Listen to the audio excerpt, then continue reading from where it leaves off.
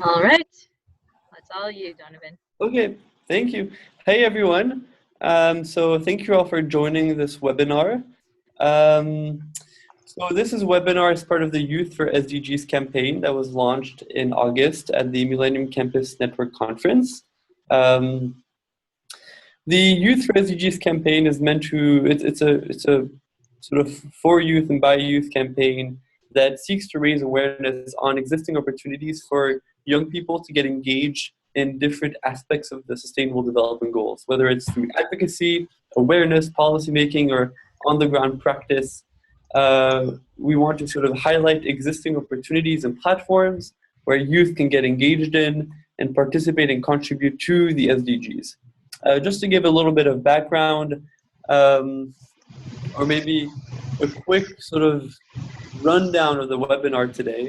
We have a lot of interesting speakers that will be joining us, and a really exciting topic that we'll be discussing, which is the role of science, technology, innovation, and data in achieving the Sustainable Development Goals. So we'll first go through an introduction of what are the Sustainable Development Goals, what is the role of youth in the SDGs. Then we'll talk a bit about what is sort of called the science policy interface. So where science, technology meets policy making and development. Then we'll have Vina talk about the role of information communication technologies, ICTs. Then we'll get into the role of science tech innovation, STIs, as well as scaling of technologies and facilitation of technologies around the world. And finally, we'll present sort of a very practical opportunity to get engaged in the process and in science technology for development, which is the United Nations Major Group for Children and Youth Science Policy Interface Platform, which was recently launched a few months ago. So we have sort of a jam-packed webinar, and hopefully we can stimulate some good discussion. So just to do a little bit of introduction, the Sustainable Development Goals were adopted by all 193 member states of the United Nations back in September.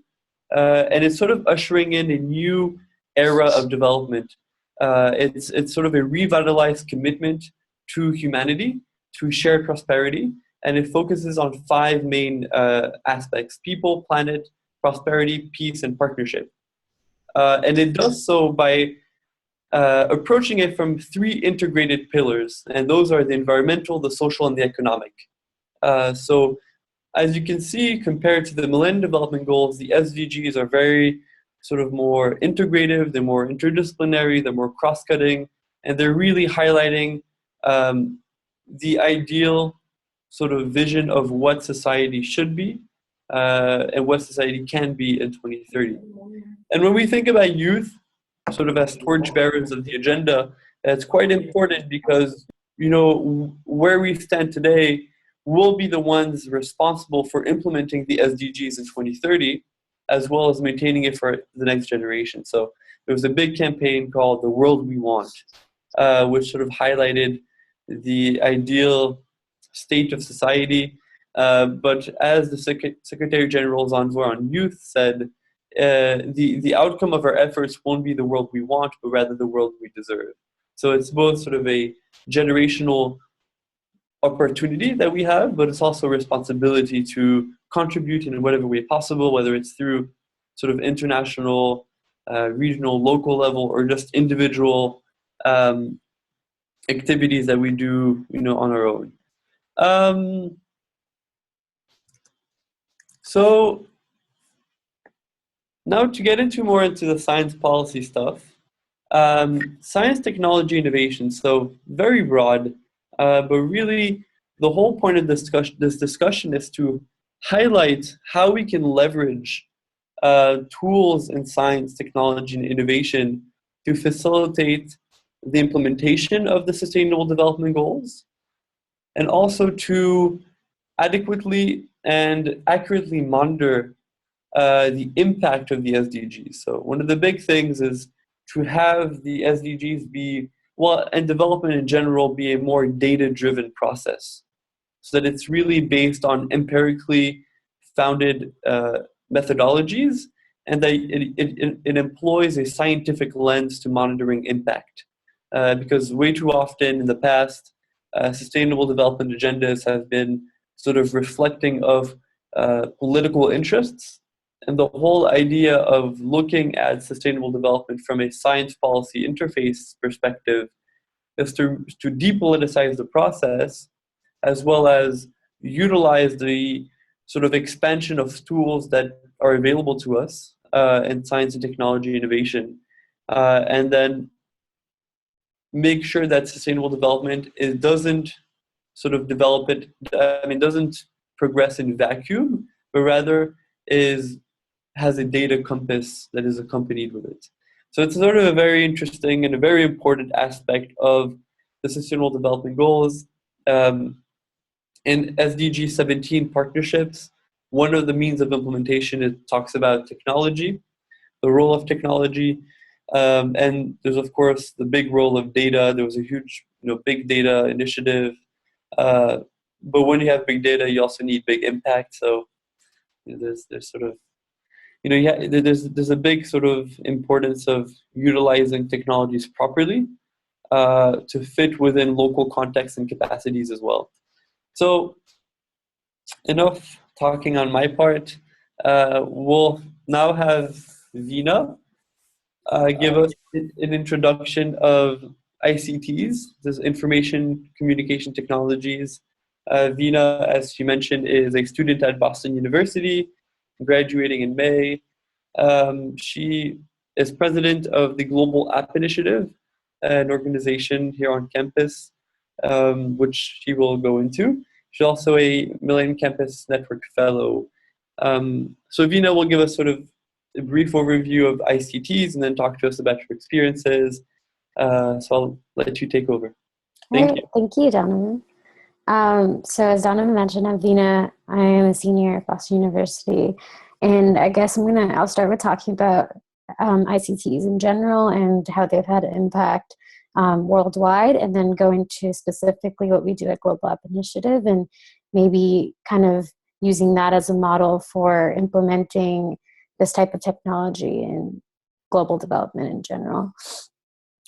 So ICTs they stand for Information and Communication Technologies, and that includes like radios, television, cell phones, all types of technologies that are communication devices or applications. And the big purpose of ICTs, at least now, in terms of global development and SDGs, is three main things: transformation, which is kind of making development more open and accountable, and improving service delivery. And there is connectivity, so trying to reach rural and remote areas worldwide. And technology is a great way to do that. And innovation, so developing competitive IT-based service industries and fostering ICT innovation across economies. So those are kind of the three main things that ICTs are used for, at least right now. And so I think one of the reasons why ICTs are becoming so popular is because it's so easily accessible to get a cellular device in so many countries. And now data and cloud services and softwares are very easily available. And also mobile plans in throughout the world are relatively cheaper now than they used to be. And I'm from India, and so in India, it's very easy to have a mobile plan with data. It's actually more people have that than like sometimes homes and stuff, because it's so accessible now. So that's why this is a really exciting topic, especially in 2016, where this is definitely becoming a part of our society, and using ICTs to help SDGs is a great next step. And so I'll briefly go into what Global App Initiative does. We basically make mobile applications for nonprofit organizations that we partner with. And we've worked with over 16 organizations now, and each of them has a very different mission and different purpose for using the app. So each app we've created is tailored for that specific nonprofit and for the specific problem that we're trying to solve. So I don't know if Donovan wants me to talk about like one of our case studies now or later, but is that okay if I talk about it now? Okay. So one of the, just to give you an idea of how the impact that mobile applications can have, we worked with a nonprofit in Boston called Because Water. I don't know if you guys have heard of it. The purpose of their mission is basically to ensure clean water for the entire Boston area as of now. And I'm not sure if they're trying to expand nationally, but that might be their next step. So last year we created an app for them that increases accessibility of clean water for any users that have the app. One, to reduce bottled water, and also to ensure continuous accessibility of clean water throughout the Boston area. And I think they're targeting, people who are running, people who are like on the go, things like that, so that everyone has clean water, has access to clean water is their main goal. So what our app basically did was created a map that located all the areas or places that you could go to fill up your water bottle, or even to fill up your water bottle, is that essentially.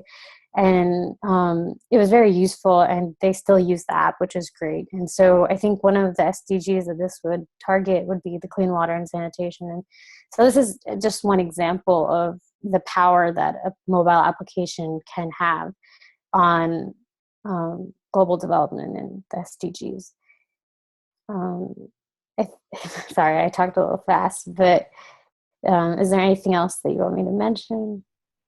No, this sounds great, Veena. I think ICTs are huge, and they're a big point of focus because, as you mentioned, it's about dissemination, connectivity. I think it's especially big also in education. But I'll let, we can open the floor, see if there's any questions. If not, I'll have a question. Okay. But anyone have a question for Veena about the role of ICTs, information communication technologies, in the role of development and sort of enabling sustainable development activities, facilitating it, things like that?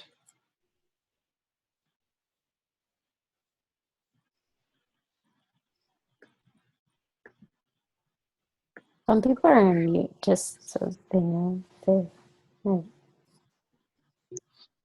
Sorry, I put people on mute just because of the feedback, but if you have a question, feel free to just unmute yourself, or if you're having trouble, just chat me and I'll unmute you.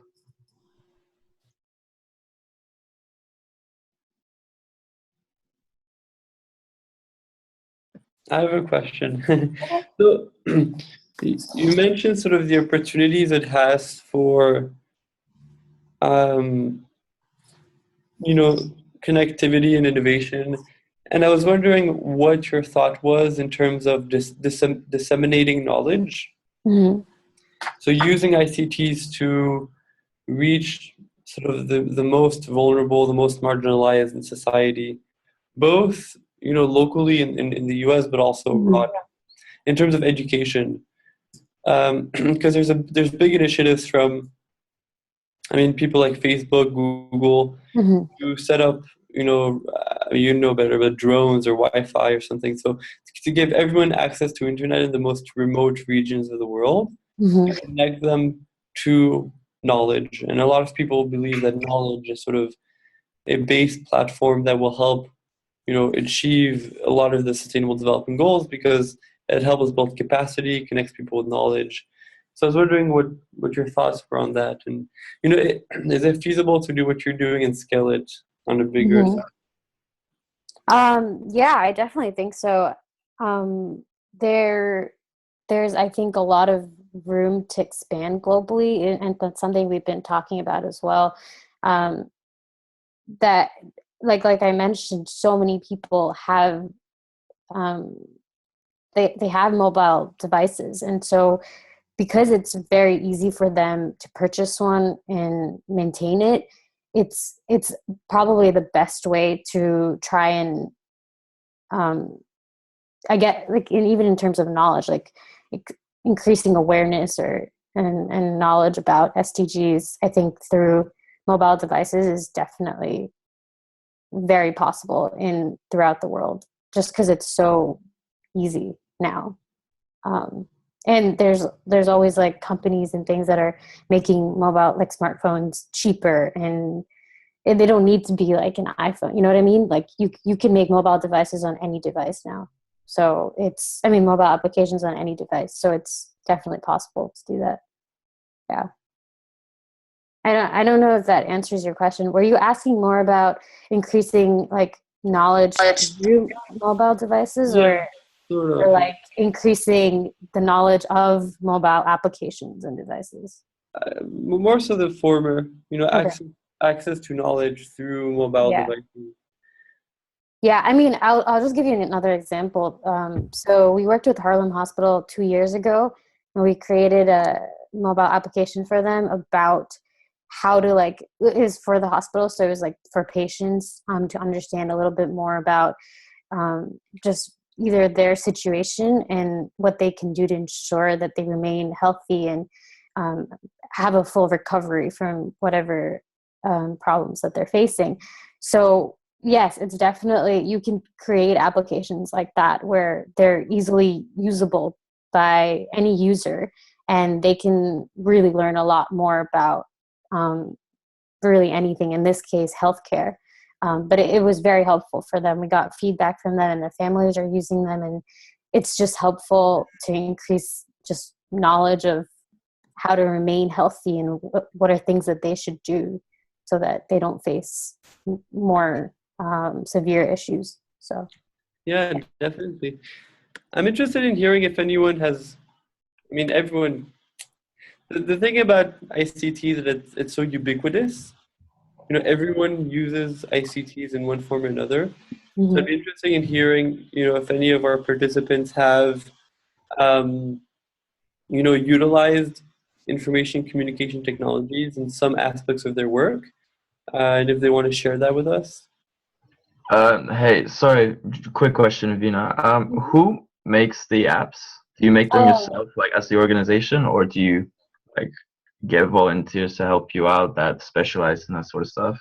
yeah, thanks for actually asking that, because I did want to clarify that. So we are actually completely student-led. So all the students that are part of the organization create our apps ourselves, which is really exciting because, one, a lot of them don't know anything about mobile development when they join our organization. So we really strive to ensure that we're educating them on the development process.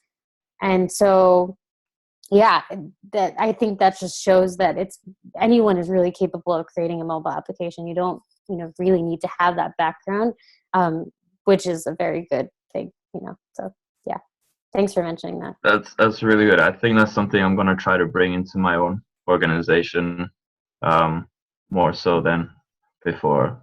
Yeah, and there's also so many online tutorials and workshops, and there's so many resources where it is honestly much easier to learn mobile development than it used to be. So I definitely encourage it, and I think sometimes it's just that step of like, oh, I can't do it. Like getting over that hurdle is just the first step. Yeah.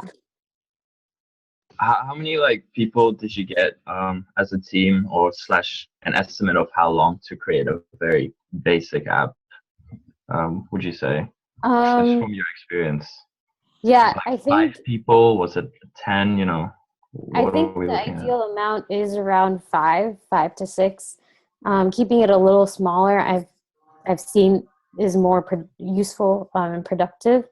But yeah, and our apps vary, and also because this is like an extracurricular and it's only like 1 to 2 hours a week, it takes a little bit longer to develop the apps. But on average, I would say if you're really spending a lot of time per week, it should not take too long. It should maybe take a month or so. Yeah, it's that's after you've kind of had some idea of the app development, but yeah, it's not too bad.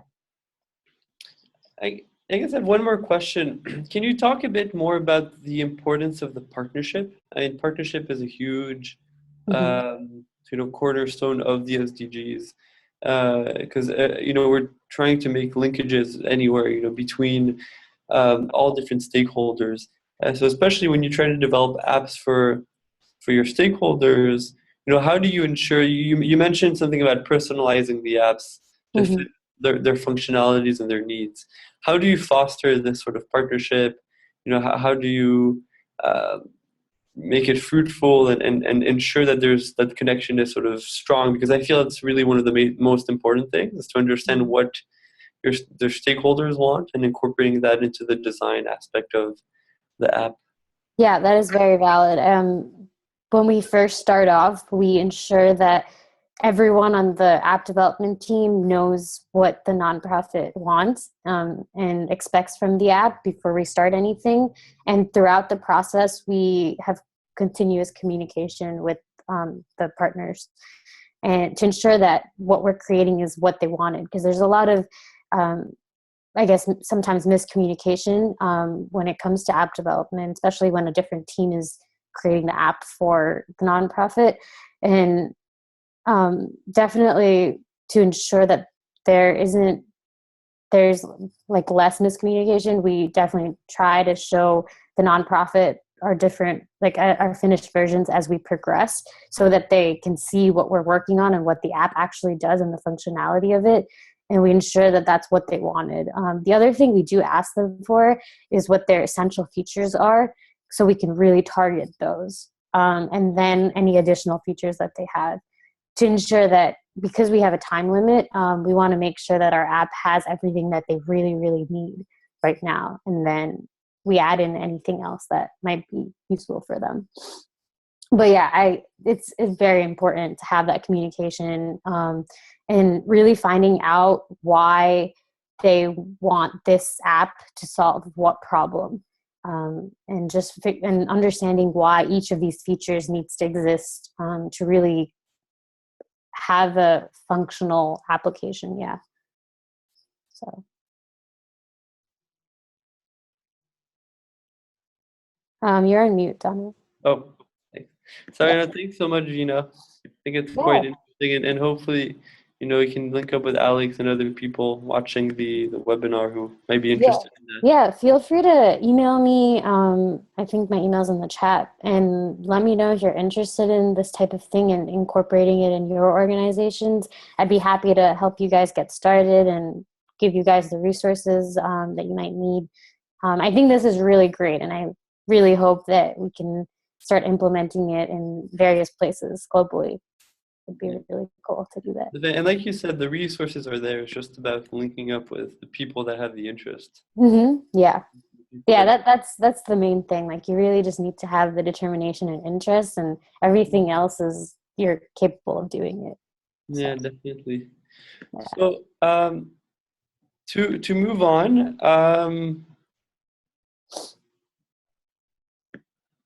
so we're actually waiting for our speakers. They're calling in from California, so it's a bit early. Oh But wow. yeah, but Alex is a Millennium Campus fellow, remote fellow actually from London, from the UK. I'm not sure where, but Alex has experience with ICTs, and as a fellow, he'll be sharing some best practices for a few minutes. So I'll give you the mic for to have your part and share with us some interesting knowledge, and hopefully it can stimulate some discussion before we move on to the next part of the webinar. Yeah, sure. I'd love to. It's not as sophisticated as Venus. It's a little more, you could say, primitive, but that doesn't mean that it's not, special. Hold on. Let me share my screen. Can you guys see what I'm doing? Hello? I can't hear anybody. Okay. Yeah, we can see what you're doing. Okay. Right. So My name is Alex. I'm going to go over it very quickly again. I run UNICEF on campus, Lancaster University, which is a branch of UNICEF United Kingdom. They are our parent organization, and we report directly to them as well as to the Students' Union. We don't have any specific thing that we do. We like to do everything and anything. Sort of when you adapt to the festivity or the environment or to what we want, and then turn that into a fundraiser. We're very fundraiser orientated because as we report to UNICEF UK, we donate to them and then they distribute the funds as they see fit. I've spoken to Reina about this. This makes us, unfortunately, or for better or for worse, it's just different, completely disconnected to the target beneficiaries. We don't want to go into detail on what it means to be that kind of relationship. So our job is to raise funds and stop asking silly questions. I've actually called up London, asking if we can have some kind of influence into where the money that we raise for them goes. But as I was talking halfway through, it sounded kind of silly. Like, hey, so we've raised 500 quid for you. Can you like put it there? And no, like they know what they're doing, obviously. So that's just the way it is. Let alone that we're having this conference that I can email and call up London and that we send the money to London without actually going to London, is all use of ICT. We actually pretty much exist online. So in terms of best practices that I've been asked to follow the thing, everything is done online and it only functions when it is being done online. Unfortunately, or fortunately, we do donate. We are completely donate orientated, and because it's done online, we benefit from what was mentioned out before. That is accountable. It's very easily traceable, and there's no funny business. Whenever we purchase materials for whatever event we might have, there's receipts, there's bank transfers, there's everything is as transparent as it can be, and I personally love that. I like this whole we can show everybody all these numbers to see that the money that they're donating doesn't get squandered off to incompetence or whatever. One thing I want to go over in particular is about partnerships. I thought it was really cool how Vina said you've worked with something like 16 partners. We don't actually have any partners. Not that I haven't tried. I've actually gone out of my way loads of times to make partners, obviously through any kind of ICT related formats. But because a lot of the potential partners that I try to team up with, especially ICT oriented ones, are private firms, their interest was to make a profit. And so, and also, luckily, they weren't sneaky enough to get past me with, manipulating the numbers and stuff. And it felt like in actually every single one of them, they were looking at this as a chance to exploit it. I understand they've got a private business to make, but no one really wanted to engage in the genuine charity work that this is unless they were a student organization. Having said that, we have done loads of different events that were only made possible online. Using predominantly, we've got a Twitter account, a Instagram account, and a Facebook account that we use pretty rigorously. But I want to also whip out my university, so Lancaster University, has its own app. The Lancaster University app. And I know that this is something that everybody checks because it's got like your schedule, it's got whatever. So what we did was that when we do have a kind of call or a need for volunteers, we've made it a notification in that app. It's nothing big. It appears for a few hours on a Monday morning when we know everyone will see it, but that actually has proved to be a lot of effective. We've actually had more people come to us wanting to volunteer rather than having to reach out to them, which I think is a very good indicator in ICT of how well you perform as a charity organization. Having said that, I think that actually creating an app, like was suggested before, is probably where I will take the next step with my organization. And last but not least, we've got something planned out, which is a Model UN, which everybody here probably has been part of or at least knows about. And this is where I kind of plan to make it the epitome of everything that we've worked so far, including the UNICEF, as well as bringing into light Youth for SDGs, because these are people coming in from all over the world, and they will leave being enlightened about the Youth for SDGs campaign, as well as the Millennium Campus Conference and stuff. And that's me, how I relate to ICT and the Youth for SDGs. Does anyone have any questions? Thanks so much, Alex. Is anyone got thoughts? Any questions? I'm all ears. Mm-hmm. I was especially, impressed by, the focus that you put on ICTs for accountability. Yeah, that's very important. I'll tell you why.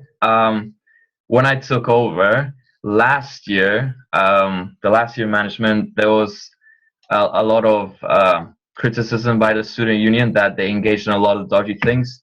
For example, we heard rumors, I don't know this because I wasn't there, but we heard rumors that they were paying the volunteers with donation money, which technically they're allowed to do, but that's just severe mismanagement, because the volunteers obviously are not there for the right reasons, and they will not go out of the way to make sure that the task / the program or the project, whatever we're doing, is completed. Just they want to get their £5 and then leave. So that was the main motivation behind the transparency. Definitely. No, I think it's a huge thing. And it's nice that it sort of facilitated more, access to opportunities as well. Cool. Glad you like it.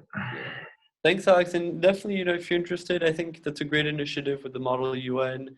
Please, reach out to us to see how we can best help you in that endeavor. And we're happy to share any content, thoughts, and help you in any way we can. I definitely will. As the time gets closer to it, I'll be annoying you with more and more emails. Wonderful. Awesome. So we've done a lot of focus on the ICT so far in this webinar. And now we want to shift a little bit more to the science policy interface. So as has been mentioned, the science policy interface is really where the scientists, both in the social and natural sciences, the engineers, the practitioners, meet the policymakers. And sort of the interface is meant to better inform policymaking and make sure that it's empirically based, data-driven. And this is one of the huge outcomes of this new development agenda. It really highlights the importance of the science policy interface, bringing together the science practitioners, engineers, and the policymakers in the same room, and get them to sort of talk about common thematic issues and understand what is the best way forward. So to discuss this a little bit more, we have Dalia here on the call. Dalia is a very interesting person calling in from Venezuela. She is a lawyer who is very passionate about justice and the environment and human rights. When she was 17, she founded an organization called the Venezuelan Students Environmentalists, and since then has been executive director for the Venezuelan Youth Organization of the UN, as well as on the Youth delegation to the UN. She's very involved in Amnesty International, UNEP, which is the United Nations Environmental Program, who they really sort of run the show for all the environmental dimension of development. And she sort of presents youth or represents youth in a host of different conferences internationally, most recently at the UNEA, United Nations Environmental Agency conference over in Nairobi. So she's also focal point for the Youth Science Policy Interface Platform of the UNMGCY, and she'll be presenting a little bit about what the UNMGCY is and how we can get practically engaged in the science policy interface at the international level within intergovernmental processes. So I'm going to let Dalia take over and present. Thank you, Donovan. Hi, everybody. I'm sorry for my camera. I don't know what happened with this thing. I don't know. But well, about the UNMGCY, the UNMGCY, or the UN Major Groups for Children and Youth, is a United Nations General Assembly mandate space for young people in intergovernmental and other allied process at the UN. It has facilitated youth participation through the entire CSD cycle since 1992, the Rio Plus 20 process, open working groups, and the post-2015 intergovernmental process, along with the following process: the DRR, FFD, Habitat 3, SCP, and HLPF. So about the SPI platform, the Youth Science Policy Interface Platform is the official channel for young scientists, engineers, practitioners, and students for both the social and natural science to contribute to science policy interface between the UN system. The SPI platform is meant to strengthen youth policy and practice in sustainable development by equipping our generation with tools to drive empirically informed, context-specific, and fit-for-purpose change through science, technology, innovation, and data. It seeks to close the divide at the science policy practice nexus to drive more empirically based, data-informed development. The platform is managed by the UN Major Group Children and Youth. The science policy interface has become an increasingly important component of sustainable development between the United Nations system. It provides the foundation for empirically based policies, facilitates the use of science as an enabler in policy implementation and review, and provides a unique scientific lens into monitoring impact. A way to be involved with the SPI is through the Youth Science Policy Interface publication. The Youth Science Policy Interface is a scientific publication taking place on an annual basis released in the lead-up to the annual high-level political forum. The publication will enable young people to share their knowledge and research and actively contributing to evidence-based implementation of the 2030 Agenda on Sustainable Development, the climate agreement, and the new urban agenda. That's it. Thank you. Awesome, thank you, Dalia. Thank you. Does anyone have questions on, I guess, generally about the UNMGCY, the Major Group for Children and Youth? Yeah, because as someone that also works in an organization that's directed towards children, I was wondering, like, have you ever come across people that work for UNICEF, or do you work with people with UNICEF, or is that a partnership, or is it a competition, or I don't know?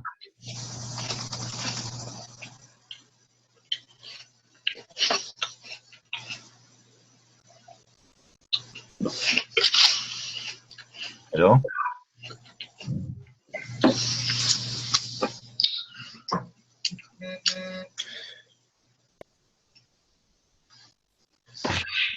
Delita, I think you're on mute, but I unmuted you. Are you still there? Hi. Are you there? Yes, I'm sorry. I have a little problems with the connection. Oh, Can okay, you well, please? you're back. We can hear you. Okay. Can you please, Alexander, say the question again? If we have linked with UNICEF, you mean? Yeah, have you ever worked with or against, or because since you guys both work around children, so I was wondering if that's ever come into conflict together, or Well, in my perspective, the UNMGCY work all the different agents in the UN system. So about the UNICEF, I don't know if we have a special link, but I think that we can have work with UNICEF in the future.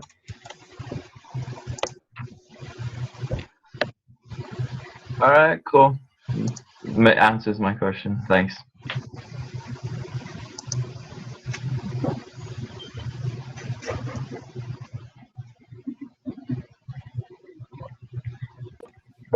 Somebody have another I think question? Donovan's computer, yeah, like is not working too well right now. So yeah, he's just letting me know.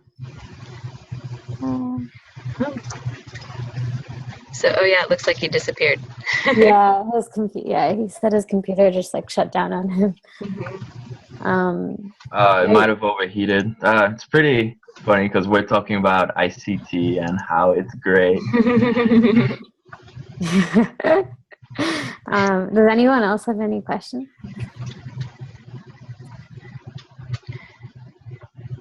Well, that seems like a very real one to note, that I think we put a lot of hope in technology, but it's also very disproportionately accessible in different places. And so how does that play into the possibilities as well?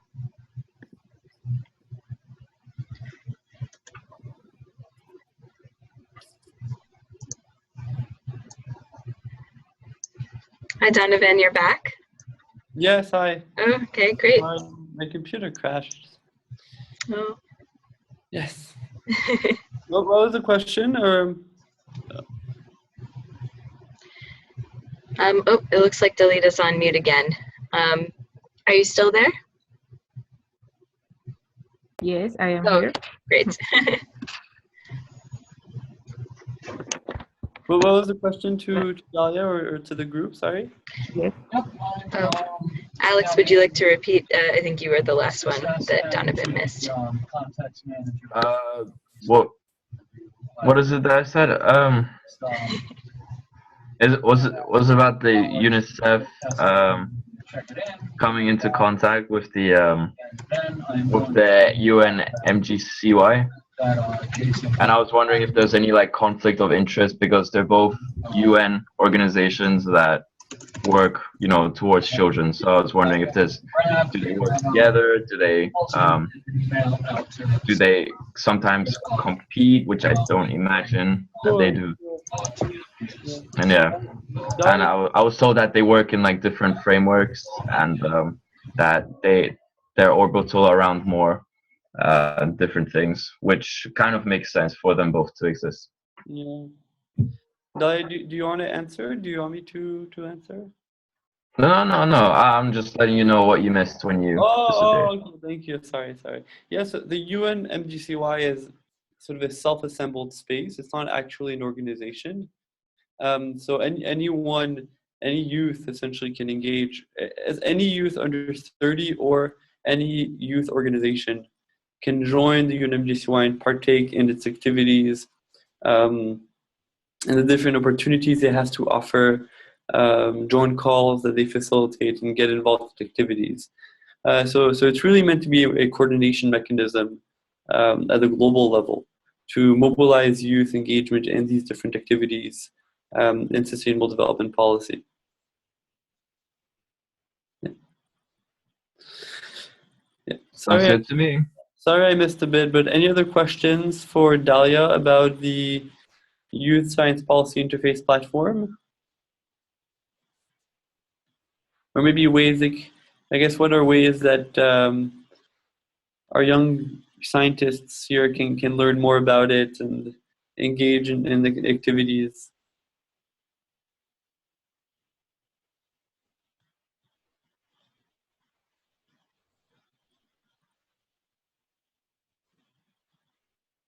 Dalia, are you online?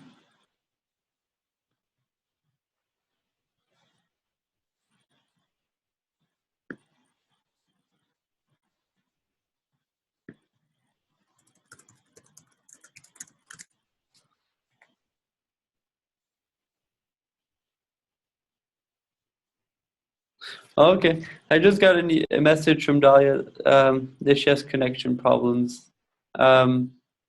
She's in Venezuela, and apparently electricity is quite bad, and they have big outages and all that. So I don't think she's able to talk again.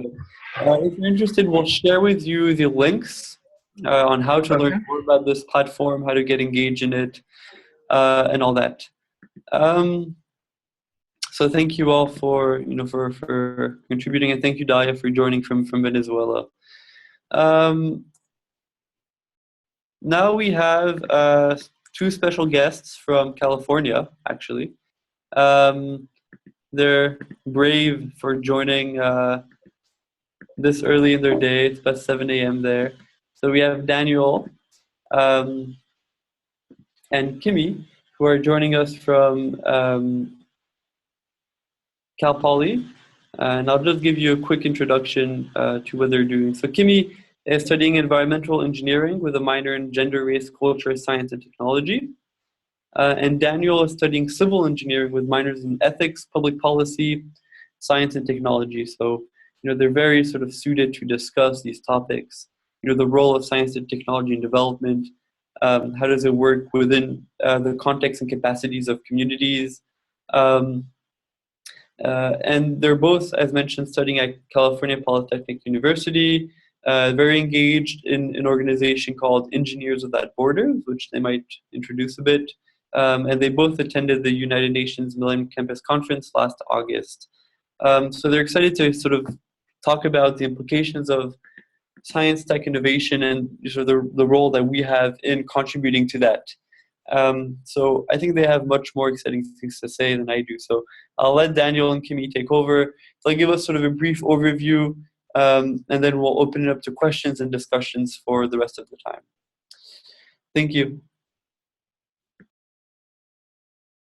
I'm getting really sick, so I'm kind of losing my voice. Can everyone hear me okay? Yeah. Yeah. Yeah, thanks for having us. So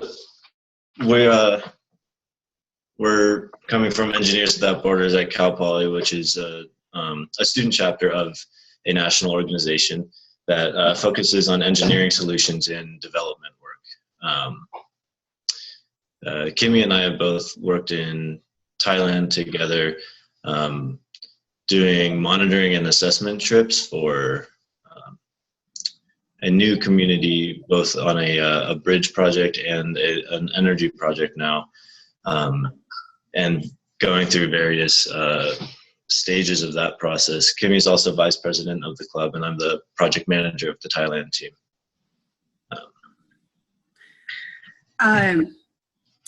So one thing that our organization really tries to do is that technology side of all this development work.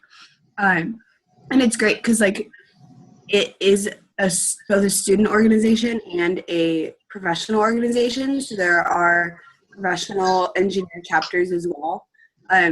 but it does focus mostly on that technological side. And so a big thing that we have kind of struggled with is when you're implementing like a technological solution to a problem, there's always so many other factors. And so there's going to have to be a lot of collaboration between engineers and other disciplines of people.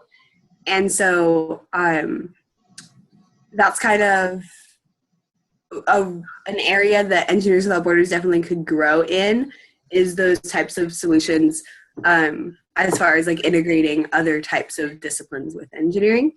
But especially so Engineers Without Borders, we just had a conference this past weekend. I just got back from it.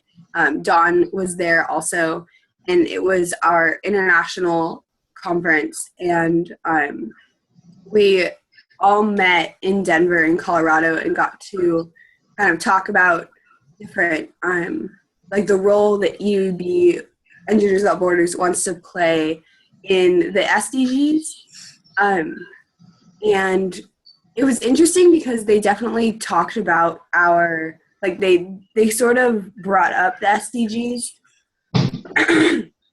and sort of like as an introduction, and then tried to integrate that into part of the conversation of like, well, these are the SDGs, and what types of things do you guys think we could do to integrate it into our model of development? And there are some that are very obvious, like I don't know which number it is, but the water one, and some of the ones that are like for better cities and stuff, like those are very obviously SDGs that require technology. And I think that was fairly obvious to most people, but a big focus of some of the speakers was to talk about how connected all of the SDGs are, and just like connected as in relating to the entire world, but then also connected as in relating to each other. And so that was like a message that they tried to get across, and I don't really know how many people kind of got that because it was more of an introduction to the SDGs. But I definitely think that Engineers Without Borders is trying to integrate it more into our model. And so I think that that's an area for a lot of growth that we have, and just like education of our students about the SDGs in general.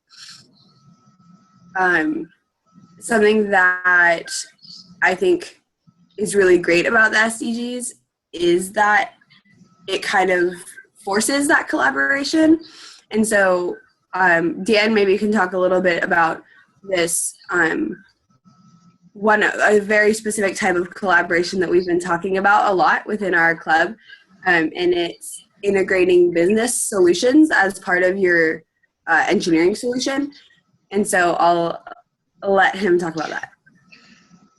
Yeah, one of the biggest side effects, I guess, of a technological change is sort of that it causes a social or behavioral change just by necessity when you use a new technology. So we've our team's first project, which Kimmy and I weren't there when it was implemented, but we've seen in monitoring since then, was a slow sand water filter system, and that requires maintenance. It's a different source of water. That wasn't a huge change, but it did take some adjustments. So you do have to account for that. And one method of kind of coping for those changes that our chapter, what? I'm sorry, Kimmy? My internet is being weird. Oh, okay.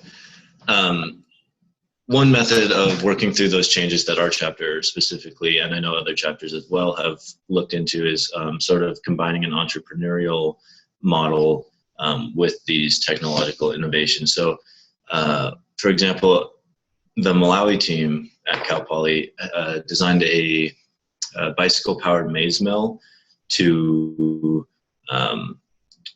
increase access to food security, basically. And they are not finished with the process, but they're trying to work it in so that the community members run the mill themselves and can gain a small fee that allows them to maintain and grow their current system, just hopefully self-sustainably. The Thailand team is working on a solar panel project that is taking their existing solar panels, expanding or replacing some of the components that have failed, and then introducing an organizational system that is sort of like a library of batteries that will be owned and operated by the operators of the system, and then each family will pay about $1 per month for a operator and maintenance fee, and hopefully that fee will go towards replacements, improvements, and then the operators get a small salary out of that as well. So it's hopefully a way to make these projects sustainable, because in so many development solutions, they fail because they don't have a way to replicate themselves, and they aren't seen, or they're not funded is a simple way of putting that, I suppose. Kimmy, do you have anything to add to that? I guess just if also as like a I don't know the word. As like a thing, Dan and I didn't really prepare too much as far as like a speech. We definitely wanted this to be more of a discussion, and so that's kind of the base of who we are and like stuff that we think about a lot. Another area. Did someone say something? Okay. Another area that Dan and I wanted to touch on, that Dawn wanted to touch on also, was that the scaling access to technologies. And it's definitely another thing that we have as part of our model as far as like the impact of our projects, and definitely like focusing to make sure that whatever technologies we implement are reproducible, because then their impact can be so much larger if one community has a technology and a nearby community has a similar problem that the technology addresses. And if that other community can come and learn about the technology through manuals or through just like learning from the operators, then they can then implement their own, and then the technology can spread in that way. So that is definitely a way that we have approached that problem of scaling access. But there's, I'm sure, like tons of different ways of doing that. And so those are the areas that we focus on, and we'd love to hear if you guys have other methods or questions or anything like that. Yeah, thanks so much, Kimmy and Dan. I think, like you mentioned, we want this to be a dialogue. This is really the core of the webinar. It's let's just take the assumption that we know science, technology, innovation is crucial and important to achieving capacity building, sustainable development.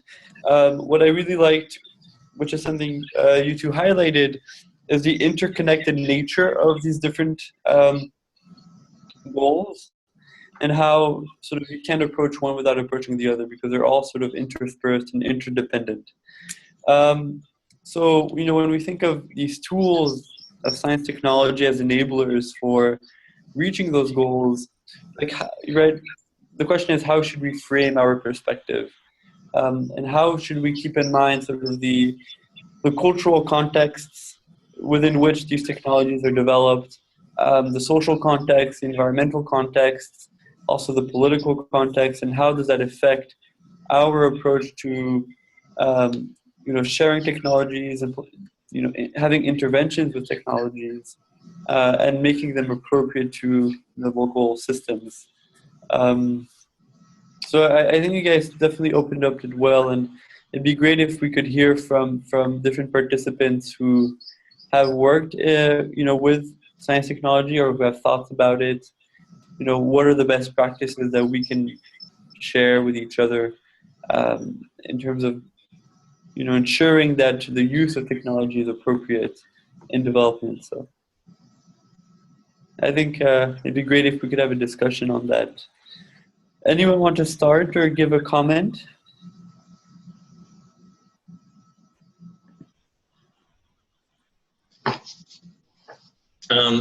I think that a good place to start, or something at least that's important to consider when entering a field like that, is kind of defining success for whatever technology you're looking into or whatever solution you're looking into, because it's going to be a different measure than it would be for each situation. I think that success is very situational, and it's important to identify that before you reach a point where you need to say whether or not it has succeeded. Yeah, that's a great point, definitely. Because I guess, every community you work with, or every sort of problem you want to approach has a different threshold of what it means to make progress.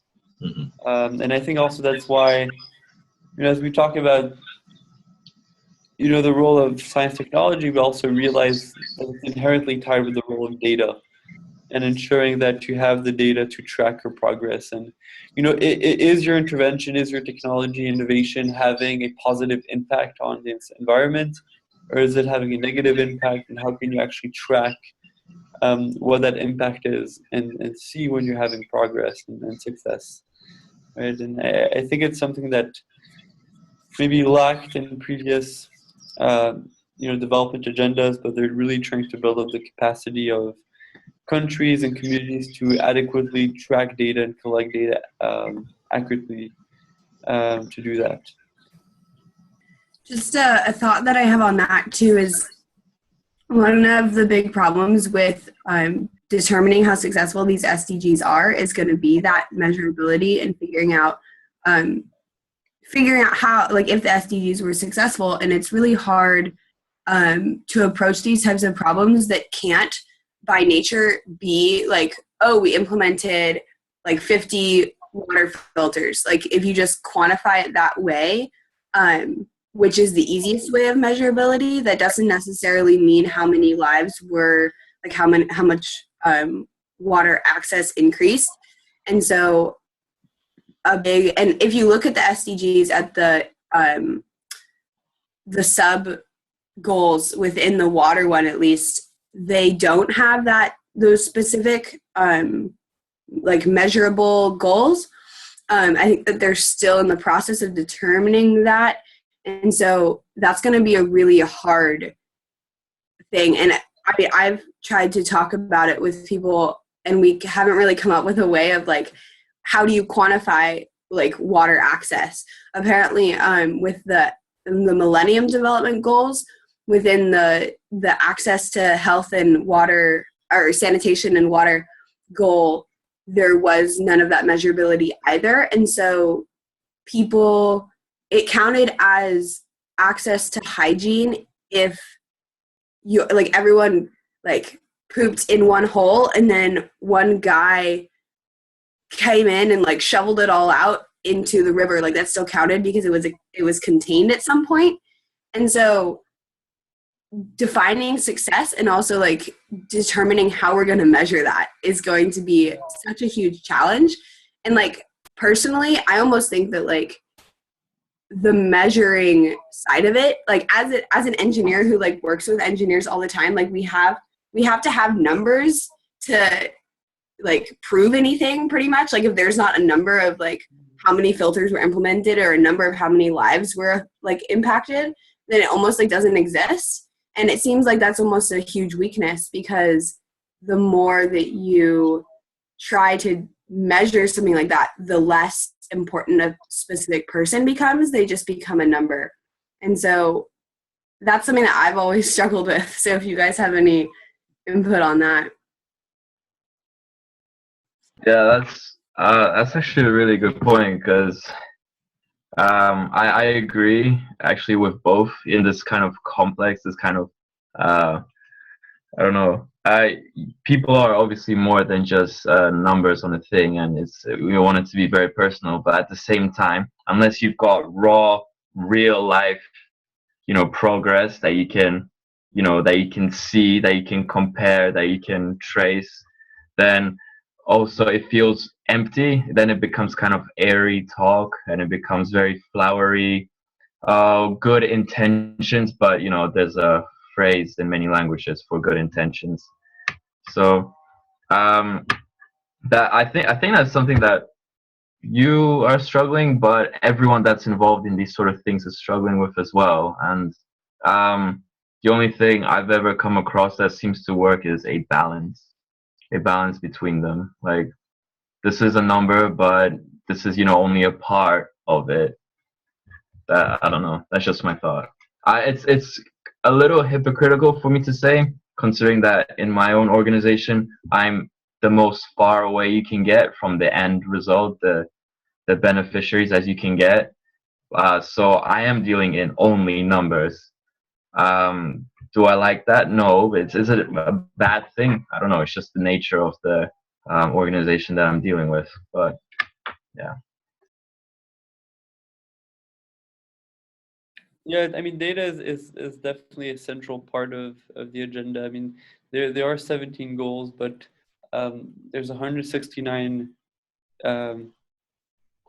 indicators, and then they're currently sort of setting up targets to help quantify sort of the progress. And I think it's also important to know, because your design might not be right the first time, your technology, your innovation. So it's important to gauge the impact of your intervention. And then if you realize through impact assessments that it's not having the success you're intending, to identify what the barriers to that progress is, and to pivot your project, to redesign it to better fit the local contexts, and sort of hope that you can improve the impact that it has on sort of the users. But I think this is a good discussion. Any other thoughts from? Yeah. Hi all. I'm sorry I was late. I think it's a good point that Kimberly mentioned that. Introduce yourself. Oh yeah. I'm Siska Dewi. I'm from Indonesia. I'm part of SPI Habitat 3 MGCY. Yeah, so I think it's I'm sorry I missed so many things, but the last time I heard Kimberly mentioning about the importance of providing data, etc. But I think we have also to be optimistic that the social science also taking part in SPI. It's not only about the data and numbers and all the statistics, but it's very important to measuring the impacts and how the community can accept the technology itself or other engineers' products. So I believe in also relating to what Alexander, I believe, mentioned that we have to designing for a more comprehensive design on probably research or disseminating the data. It's also important to be part of the whole picture of everything. It's not only providing technology or science part.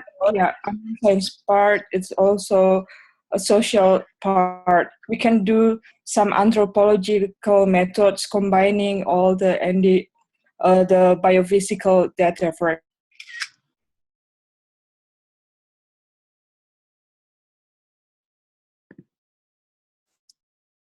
Yes, thank you for sharing with us that perspective. I think the blend of the more quantitative important, because as was mentioned by Alex, data is indicative of some things, but sometimes it doesn't give you the entire truth. So that blended approach, I guess, is important. For example, a huge thing with water sanitation projects is, even though you might be able to quantify access to facilities, to water sanitation facilities, whether it be latrines or hand washing stations or anything like that, it doesn't necessarily correlate with use. So just because people have access to these technologies and innovations doesn't mean that they're employing them and using them and changing their lifestyle, changing their behavioral perceptions. So once you have the technology in place, there's still more work you have to do to transition to actually using the technology, using it in a proper way, in a sustainable way, and in a scalable way. So does anyone have thoughts about this on how we can, or how do you foster an optimal user interface that will not only ensure access, but also use of these innovations and technologies? This is very subjective to what it is. It'll be different for every project, for every every kind of area, every field. That's not an answer you can give. You can't have a universal answer for that one, I don't think. Right, so I'm not looking specifically for an answer. I mean, it's a good remark, but more so like, what do we need to keep in mind when implementing these technologies and innovations, not to be sort of short-sighted, right? But how can we ensure that we have the perspectives of the end users in mind when designing in the first place, so that you don't implement and be like, oh wow, well, I didn't think of that. I mean, what are common best practices we can use in our work, essentially? And I mean, the details will shift from project to project, but I mean, this is something we focus a lot on in Engineers Without Borders, amongst others. But where you have to implement technologies and innovations with purpose.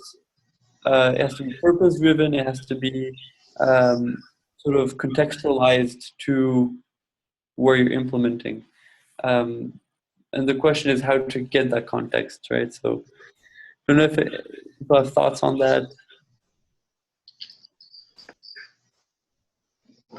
I think in Engineers Without Borders, or our chapter at least, has traditionally brought a lot of technical mentors on our trips, and we have to bring a mentor that represents our school, and then one that is a professional engineer and has the technical expertise. And recently, we've tried to make our faculty advisor a sociology professor or someone through that lens, and that has provided a really good kind of alternative perspective to the technical side, and makes us think about the users and then and the end result in as far as getting them to use it, and then whatever behavioral changes it would require.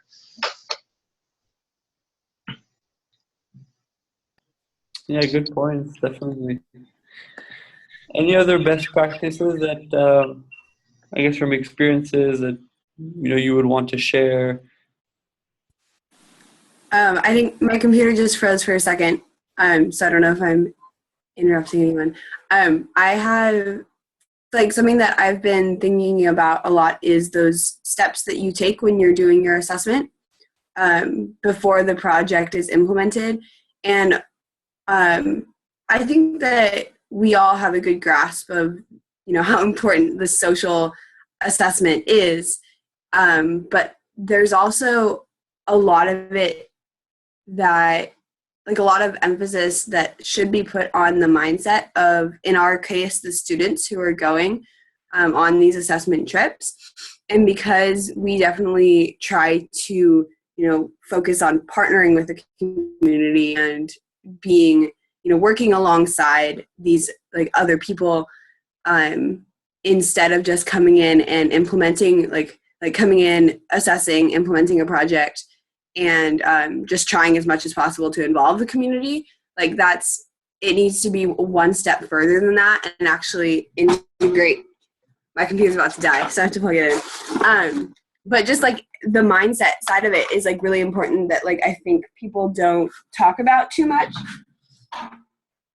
If anyone has input on that, I'm plugging in my computer. Sorry. Okay. No problem. I think it's a great point. The intentions that we have when approaching these projects and approaching our work, right? I mean, I think a large part of development almost, I don't know that I don't want to twist what you're saying, but we almost know what to do, but the approach that we have to doing it is really what has the impact. I don't know if that resonates well. Yeah, I think that's kind of what I'm talking about too, is it's like, it's the subtleties that are involved in all of these types of projects that make it the most complex. And it's often not really addressed because it's so difficult. Kind of. Definitely, that's a good point. No, I definitely think sort of I guess the intentions and the way you approach it, the mindset, the perspective that people have is what's important. Because I mean, and everyone has good intentions, but oftentimes it leads to disasters because it's not the right intentions. But anyone want to add anything to that comment? I know this is something that MCN has definitely pushed a lot for. Right, I don't know if you want to talk a bit about that, but sort of, the whole idea of the sidekick. Um, I don't know if you want to comment on that, but Important. Oh, the importance of taking kind of a sidekick role. Absolutely. Yeah, and one of the challenges in all of this work is also knowing the balance between addressing a problem that's kind of a dire problem at hand versus trying to shift something more systemic. And that's something that I've been thinking about a little bit while I've been listening to all of you. I imagine that that's a particular challenge when it comes to technology, whether you address just one small problem in a community by developing a technology that addresses it, or look at some of the bigger systemic reasons that that technology is necessary. So that's something I'd actually be really curious to hear more about. But certainly I can also talk about the sidekicks component. I'm sure that all of you could talk about that too, since it's a big theme of the work that we do at MCN, and also I think in the fellowship we talk about that a lot. Yeah, so does that seem like a relevant question, the one of addressing the problem at hand versus more systemic things? Is that something that you think about at all in your work? so just to sort of have a clarification. So in terms of using sort of an intervention to address a specific problem, when in fact the root of the issue might be much more deeply ingrained in the society. For example, poverty as an inherent sort of driver of these issues, and sort of finding the balance between, dealing with the sort of the low-hanging fruit, but sort of the things we can actually address versus the deeply rooted problems. Is that what sort of? Yeah, exactly. Thank you. That was a great way of framing it. Thanks. Yeah, no, I just wanted to clarify for our participants. Yeah, that was exactly right. Yeah, I think it's a great question. If anyone has some comments or thoughts about that, and it's a challenge in itself, but it'd be great to hear from a few people.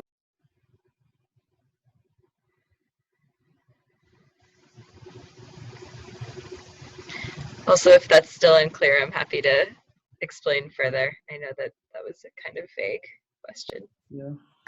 No, I mean, for example, can you address the roots of the problems when there's still inherent barriers to day-to-day life? For example, if you think about water, sanitation, if you think about health, do you need to address, interestingly, if you look at the SDGs, the first 8 SDGs or so are all basic services. They're all basic needs, except SDG 1, which is about poverty. But SDG 2 is about access to food security.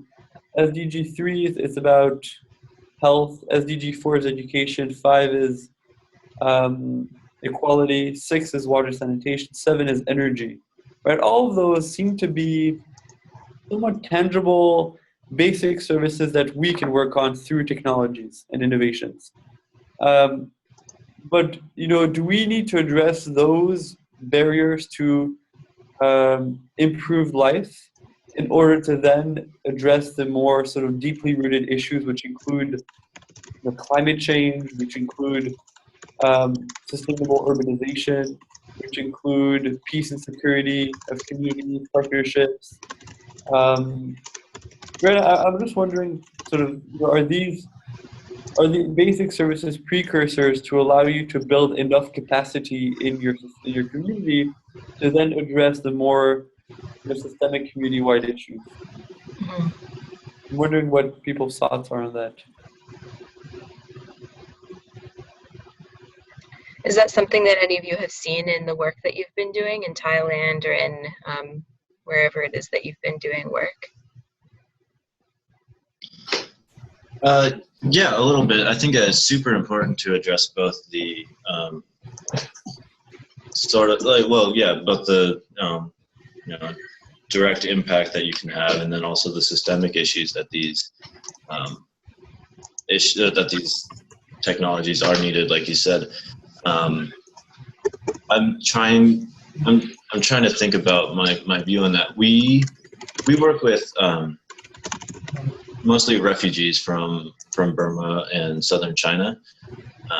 So a lot of them they've been granted citizenship by the Thai government and granted asylum, but they haven't necessarily been given the same rights or attention from the government that the Thai citizens have. And that's a tricky thing for us as outsiders to come in and sort of address or fight for on their behalf. But I think it might be something that we could do to put pressure on like the policymakers and encourage that sort of growth, which I think can start to address the systemic issues.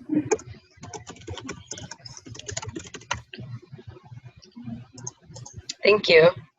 Yeah, that's really interesting, Dan. So, I mean, us working on specific projects, we can understand the context within which that project is being worked on, and then sort of, I mean, is our role as scientists, engineers beyond just that technical project, but rather saying, look, the infrastructure that it's in place, the access to rights, the infrastructure, the context that the government, the governance of the community or the country has put in place is not facilitating human progress in the society. And you have to make fundamental changes institutionally at the governance level, at the policy level, that we can sort of advise you on because we work on the ground. So I don't know if that's sort of where you're getting at, but yeah, I think that's definitely a connection that needs to be made, and it's hard to have a hand in both. I think because they're vastly different, and it's hard to be qualified to work in both. Yeah. Well, yeah. No, but I agree with you. I think that ultimately a change will come from both the hands-on and then also the sort of infrastructure changes. Yeah, definitely. So just another comment. Kimi, did you want to say something? Yeah, just really fast. A thought that I'm having like during this discussion is drawing back to what we talked about earlier with the interconnectedness of all the goals. And it's almost interesting because you mentioned, goals 2 through 8 are very, they're addressing basic needs.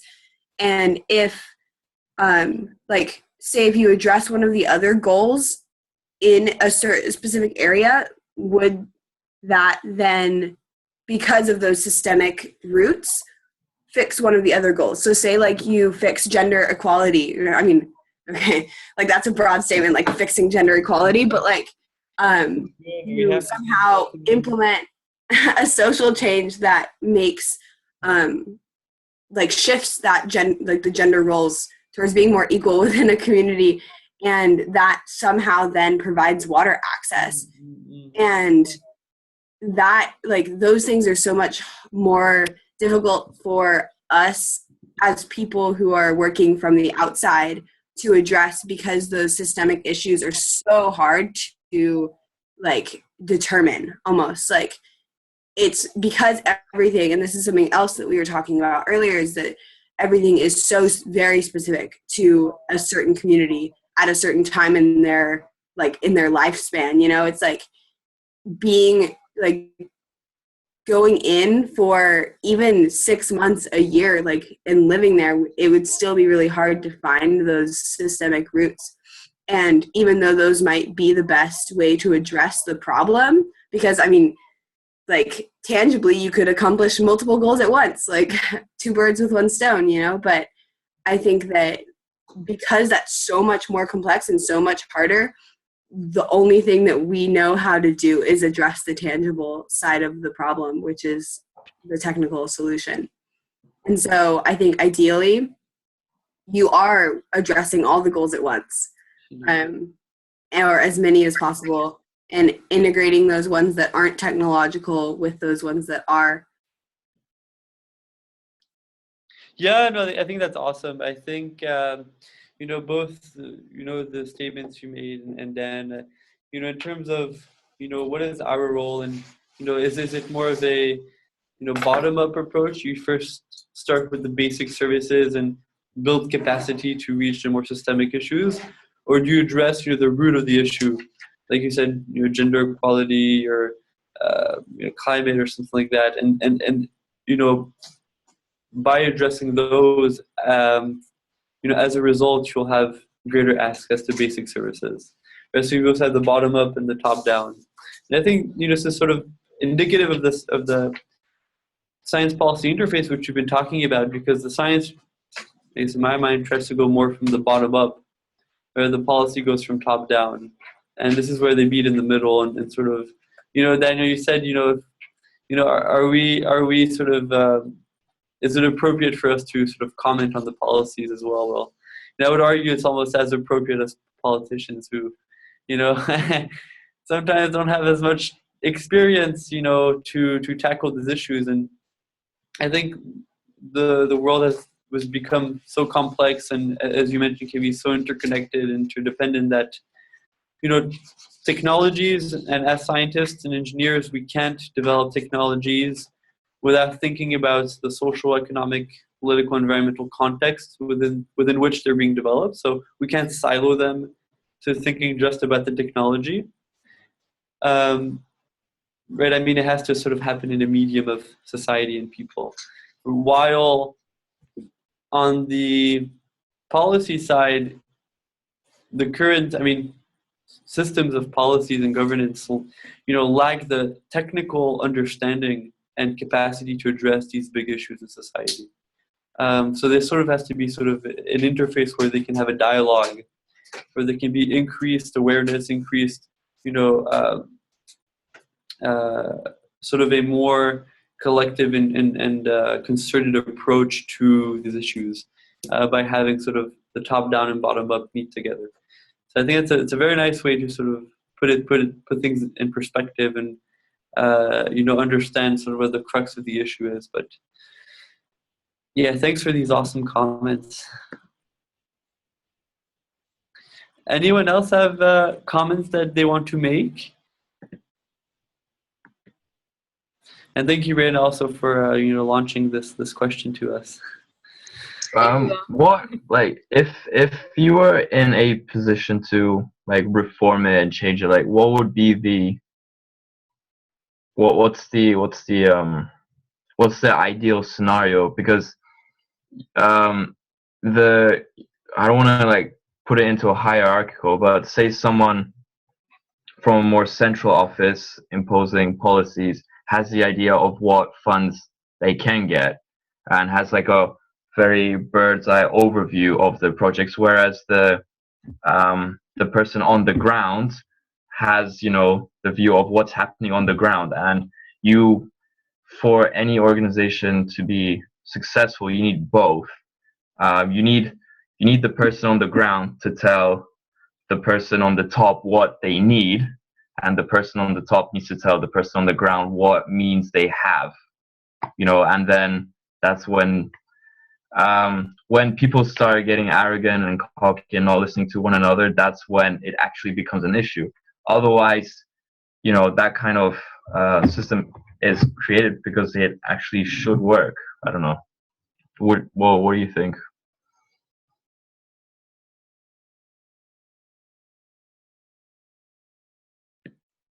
Yeah, so I can let other people talk. I think currently in the system, there's an inherent disconnect between what you say, sort of the top level and the ground level. If you think about policy and practice, the two sort of spectra, the timelines are different. Right, you run on very different timelines. Policies are often sort of either pushed forward or never passed. And also the dialogue is different. We essentially speak a different language, people on the ground and people in policy. So the question is, how can we foster more, interconnection, and how can there be a greater dialogue between those two ends to identify what are the capacities, and then where what is best to do with those capacities. Is it best to invest it in these resources and in these activities, and how can that be informed by the people on the ground? Because oftentimes the allocation of resources is one of the biggest issues. And there's sort of, people have said that there is no shortage of food in the world. There's no shortage of water in the world. There's no shortage of anything really. It's all about the disparities, inequalities, and inequities that perpetuate sort of systemic poverty and lack of development. So if we have that approach, if the people in the central policy making and those on the ground can have better dialogue and know where to best allocate resources to make sure that everyone has access to them, then maybe that's sort of a point of departure, not a solution but a point of departure. Any other comments, feedbacks, or questions? I think these are good dialogues that we're having. Yeah, I know that in EWB, well, in my experience or whatever, we have not made the effort to relate our experiences to the policymakers, so that there is probably a side that just they don't know, and then there's also probably egos on both sides that you have to deal with, which can be difficult. Are there other organizations that make that effort to talk to the policymakers and to encourage sort of change, or is there a group of policymakers in whatever organization that would be that reaches out and says, okay, well, what is going on? Is anyone asking that?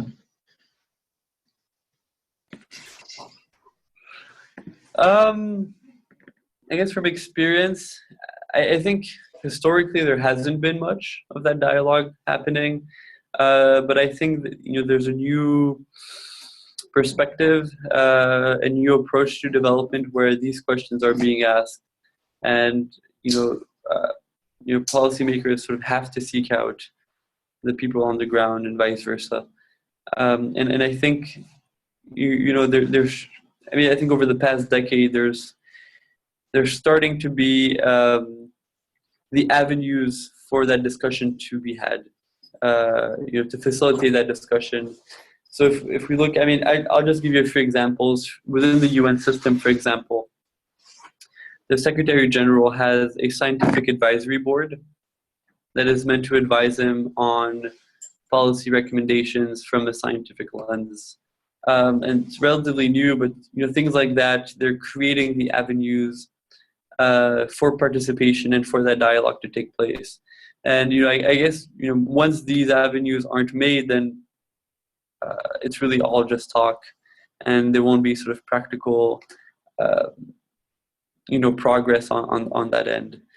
And as Dalia mentioned, this is sort of what the science policy interface is meant to be, is to try to create the avenues for that engagement and for that dialogue to take place, because I think the space for it hasn't been very sort of made aware in the past, but we're definitely working towards it.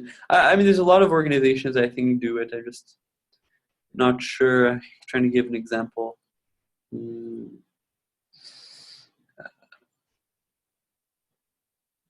I guess you could take the WHO, for example, which is, still at the international level, but, they have a lot of work on the ground through their different capacities, through the Human Rights Watch, through, Doctors Without Borders, things like that.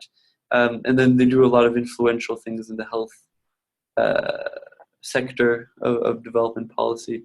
But again, I think it has to trickle down a little bit more to the organizations that really are on the ground, like EWB and like others.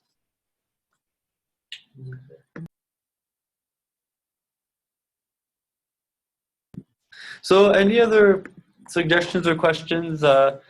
We started the webinar with sort of a small introduction to the SDGs and to the importance of science, technology, innovation as enablers to development. We then talked about the role of information communication technologies and how it can be leveraged for disseminating knowledge, connectivity, things like that.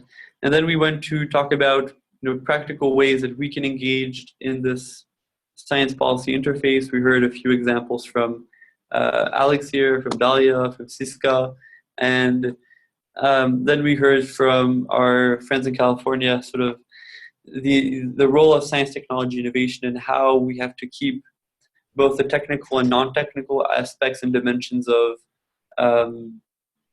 science in mind when implementing technologies.